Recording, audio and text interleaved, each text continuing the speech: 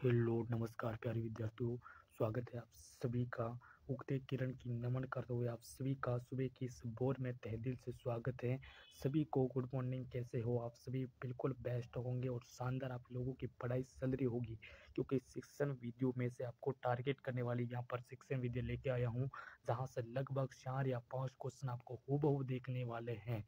तो चलिए इस क्लास को शुरू करते हैं और क्लास को लास्ट तक वॉचिंग जरूर कीजिएगा, क्योंकि यहाँ से आपके क्वेश्चन देखने को 100% मिलने वाला है दोस्तों, कि आगमन विधि, निगमन विधि व प्रोजेक्ट विधि। तो चलिए इन विधियों को पूरा एनालाइज करने वाले हैं लास्ट तक। तो चलिए शुरू करते हैं आज की इस क्लास को। बेहतर सी क्लास रहने वाली है। तो चलिए आज का पहला यहाँ पर देखने वाले दोस्तों की आगमन विधि। कौन सी विधि? तो सर आगमन विधि। तो आगमन विधि में क्या रहेगा? आगमन विधि, जो कि आगमन विधि का जनक आपका यानी प्रतिपादन हो जाएगा अरस्तु। कौन हो जाएगा? अरस्तु। याद रखिएगा मेरे प्यारे विद्यार्थियों की आगमन विधि है, इसका जनक यानी प्रतिपादन हो जाएगा वो हो जाएगा आपका अरस्तु। और इस विधि में उदाहरण तथा प्रयोग का अध्ययन करके नियम निकाले जाते हैं। यानी जो आगमन विधि है उसमें दोस्तों क्या किया जाता है कि उदाहरण से प्रयोग की ओर जाता है, यानी उदाहरण से नियम की ओर जाता है, नियम को निकाला जाता है। यानी आपका करेक्ट यहाँ पर हो जाएगा, ठीक है ना। तो आगमन विधि में आप लोगों ने देख दिया कि आगमन विधि का जो जनक है वो अरस्तु हो जाएगा। बिल्कुल। चलिए आगे बढ़ते हैं। नेक्स्ट आगे बढ़ते हैं, यहाँ पर देखते हैं क्या रहने वाला है आपका। हाँ, आगमन विधि। आगमन विधि, यहाँ विधि उदाहरण से नियम की ओर चलती है। किधर चलती है दोस्तों? जो आगमन विधि है वो उदाहरण से नियम की ओर चलती है। और यहाँ शिक्षण विधि, यहाँ शिक्षण विधि छात्रों केंद्रित होती है। कौन सी? अब जो वर्तमान में जो शिक्षण विधि यानी आगमन से जो शिक्षण विधि वो छात्र केंद्रित है। कौन सी है? छात्र केंद्रित विधि है। यानी शिक्षण विधि शास्त्र केंद्रित विधि हो जाए, यानी छात्रों के ऊपर निर्भर करती है। विद्यार्थी को करके सीखने पर बल दिया जाता है। किसके ऊपर? विद्यार्थी को करके सीखने के ऊपर बल दिया जाता है इस विधि में। कौन सी विधि में विद्यार्थी को करके सीखने पर बल दिया जाता है? तो वो आपका हो जाएगा आगमन विधि। और आगमन विधि का जो जनक हो जाएगा वह अरस्तु हो जाएगा। कौन हो जाएगा? अरस्तु हो जाएगा। आप लोगों को मैंने बता दिया अरस्तु। चलिए आगे बढ़ते हैं। हाँ, तो दोस्तों देखिएगा आगमन विधि। आगमन विधि है, जो आगमन विधि का जो शिक्षक सूत्र है वो क्या हो जाएगा? यह स्कूल दोस्तों, स्कूल से सूक्ष्म की ओर चलती है।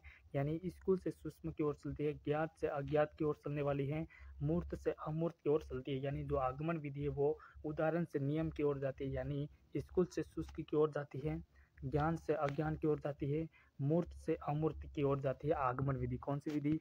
आगमन विधि में यहाँ पर देखिएगा आगमन विधि, आगमन और निगमन विधि, प्रोजेक्ट विधि, इन विधियों को बेहतर तरीके से देख लीजिएगा। आपके क्वेश्चन एक भी गलत नहीं होगा, मैं दावा करता हूँ। एग्जाम के बाद आप इस क्लास को जरूर देखिएगा और एग्जाम से पहले पूर्ण 2 बार इस क्लास को देख के जाइएगा, ठीक है ना। चलिए आगे बढ़ते हैं। अगला यहाँ पर क्या रहने वाला है? तो सर अगला जो रहने वाला है ये देखिएगा ना, यहाँ पर निगमन विधि। अब हम बात करने वाले निगमन विधि का जो जनक है दोस्तों, निगमन विधि का जो जनक है यानी प्रतिपादन है वो भी हो जाएगा आपका कौन? अरस्तु हो जाएगा। कौन हो जाएगा? अरस्तु ने आगमन विधि, कौन सी? आगमन विधि और निगमन विधि दोनों का जनक हो जाएगा अरस्तु। और यह विधि नियम से उदाहरण की ओर जाती है, यानी जस्ट उल्टा होता है। क्या होता है? आगमन विधि का जस्ट उल्टा निगमन विधि में होता है।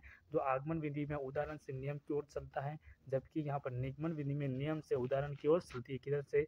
नियम की उदाहरण की ओर चलती है। इस विधि में सर्वप्रथम विद्यार्थी को नियम का ज्ञान दिया जाता है। यानी निगमन विधि में क्या किया जाता है? विद्यार्थी को सबसे पहले नियम का ज्ञान किया जाता है, फिर उसको उदाहरण दिया जाता है, ठीक है ना।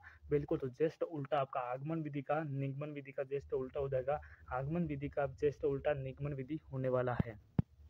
चलिए आगे बढ़ते हैं। हाँ, निगमन विधि, इस विधि में प्रस्ताव में क्या रहता है? उदाहरण, यानी उदाहरण देकर नियम को समझाया जाता है। उदाहरण देकर नियम को समझाया जाता है। और यहाँ विधि शिक्षक केंद्रित हो जाएगी। कौन सी? शिक्षण केंद्रित विधि कहलाती है शिक्षण विधि। जबकि आगमन विधि है वो बाल केंद्रित शिक्षण विधि हो जाएगी। यानी आगमन विधि हो जाएगी वो क्या हो जाएगी? बाल केंद्रित। और निगमन विधि वो शिक्षण केंद्रित कहलाती है। इस शिक्षण की सारे नियम सीखते हैं, यानी इसके सारे नियम को निगमन विधि आगमन विधि के ठीक विपरीत कार्य करती है।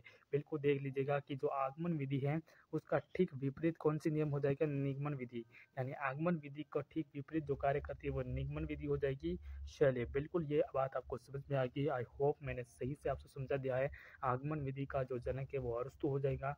आगमन विधि में उदाहरण से नियम की ओर चलते हैं और निगमन विधि में नियम से उदाहरण की ओर दिया जाता है, यानी सबसे पहले नियम बताए जाते हैं, फिर उसका उदाहरण देख के समझाया जाता है। आई होप समझ में आ गया होगा। चलिए आगे बढ़ते हैं, कौन सी विधि देखने वाले हैं।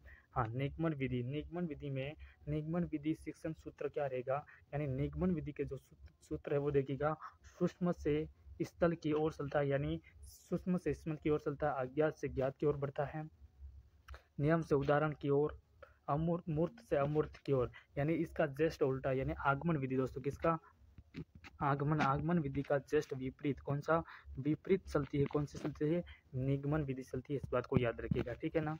चलिए नेक्स्ट आगे बढ़ते हैं, प्रोजेक्ट विधि। अब हम देखने वाले हैं प्रोजेक्ट विधि। प्रोजेक्ट विधि का जो जनक यानी प्रतिपादन हो जाएगा वो हो जाएगा आपका किलपैट्रिक। किलपैट्रिक ने प्रोजेक्ट विधि को दिया था। इस विधि में अनुभव क्रिया दोस्तों अनुभव केंद्रित होता है, यानी जो प्रोजेक्ट विधि है वो अनुभव केंद्रित होती है। यहाँ बालकों को सामाजिकरण पर विशेष बल दिया जाता है, किसके ऊपर, प्रोजेक्ट विधि में प्यारे विद्यार्थियों बालकों को सामाजिक पर विशिष्ट बल दिया जाता है, किसके ऊपर, सामाजिक पर विशिष्ट बल दिया जाता है। और जो प्रोजेक्ट विधि है इसका जो जनक हो जाएगा वो हो जाएगा किलपैट्रिक। किलपैट्रिक ने प्रोजेक्ट विधि का भी यहाँ पर प्रतिपादन किया था। और जो प्रोजेक्ट विधि वो दोस्तों अनुभव केंद्रित होती है, इस बात को याद रखिएगा। बिल्कुल आपको सही तरीके से समझ में आ गया होगा। आगे बढ़ते हैं, नेक्स्ट देखते हैं दोस्तों, प्रोजेक्ट विधि। इस विधि में विद्यार्थी स्वतंत्र रूप से कार्य करते हैं, यानी जो प्रोजेक्ट विधि है दोस्तों इसमें विद्यार्थी स्वतंत्र रूप से कार्य करते हैं और अपनी समस्याओं का हल अपने स्वयं के विचार के आधार पर करता है। यानी प्रोजेक्ट विधि में जो विद्यार्थी होते हैं वो स्वयं स्वयं समस्या का समाधान करते हैं, स्वयं विचारों का आदान करते हैं। यहाँ एक बाल केंद्रित शिक्षा है, कौन सी है, बाल केंद्रित शिक्षा हो जाएगी। इस बात को याद रखिए आप बिल्कुल सही तरीके से। और आप लोगों को अगर ये पूरी पीडीएफ चाहिए तो इस नंबर के ऊपर आप कमेंट कर दीजिएगा, 9521482184। यहाँ पर इस नंबर के ऊपर आप कमेंट करोगे, व्हाट्सएप से आप सिर्फ एसएमएस करोगे, कमेंट करोगे तो मैं आपको यहाँ पर पूरी पीडीएफ आपको हूबहू यहाँ पर आपको उपलब्ध करवा दूंगा, ताकि आप लोगों का रीड में सही से नंबर आ पाएंगे, ठीक है ना। प्रोजेक्ट विधि के सूत्र, यानी इस विधि में विद्यार्थी क्रियाशील होते हैं, यानी इस विधि में क्या होता है दोस्तों, इस विधि में यानी प्रोजेक्ट विधि का प्रतिपादन किसने किया था, किलपैट्रिक ने किया था। और इस विधि में विद्यार्थी क्रियाशील होते हैं और समूह रहकर कार्य करते, समूह में रहकर कार्य करना सीखते हैं। आत्मविश्वास विधि हो जाएगी, ठीक है, कौन, आत्मविश्वास पैदा करता है, इस विधि में आत्मविश्वास पैदा करता है, इस बात को याद रखिएगा। चलिए हाँ, प्रदर्शन विधि, यहाँ पर देखिएगा प्रदर्शन विधि में क्या रहने वाला है।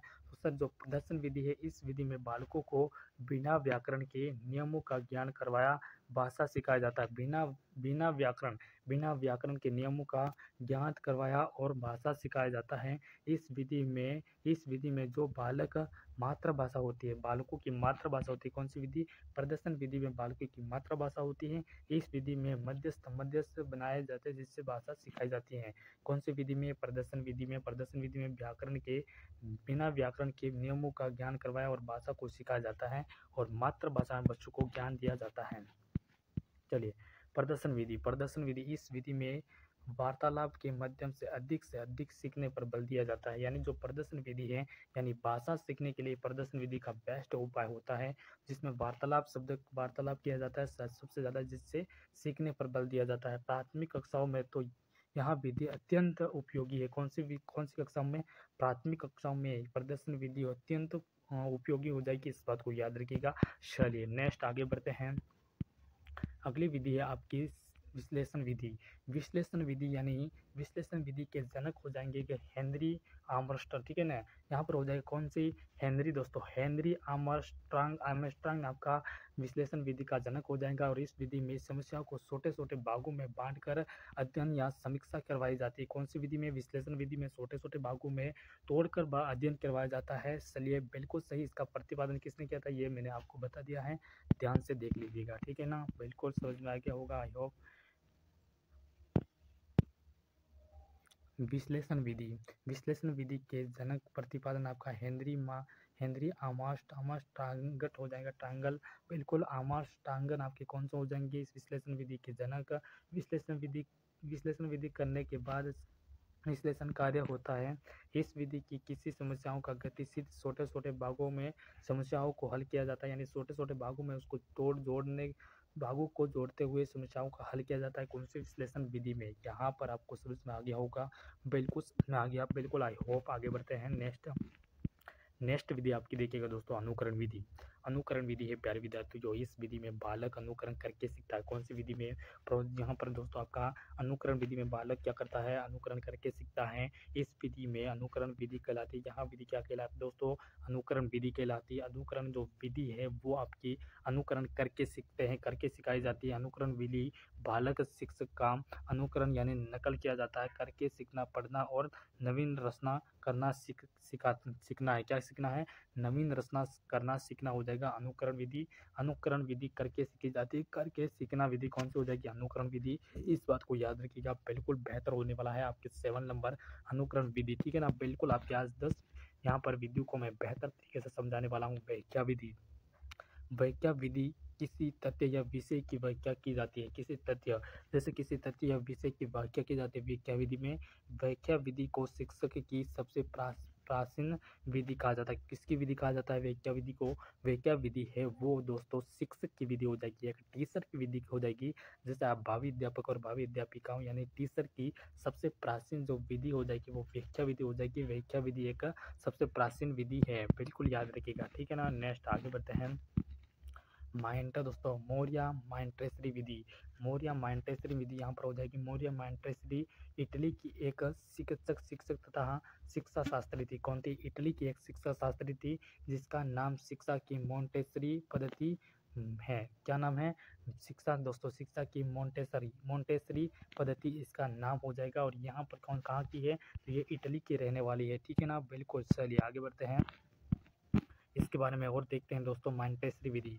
माइंटेसरी जो विधि दोस्तों, माइंटेसरी जो विधि है, इस विधि में 2.5 से 6 वर्ष तक के बच्चों हेतु प्रयोग से ली जाने वाली विधि कौन से? यानी 2.5 से दोस्तों 6 वर्ष के जो विद्यार्थी होते हैं, बच्चे होते हैं, उनके ऊपर प्रयोग किया जाता है।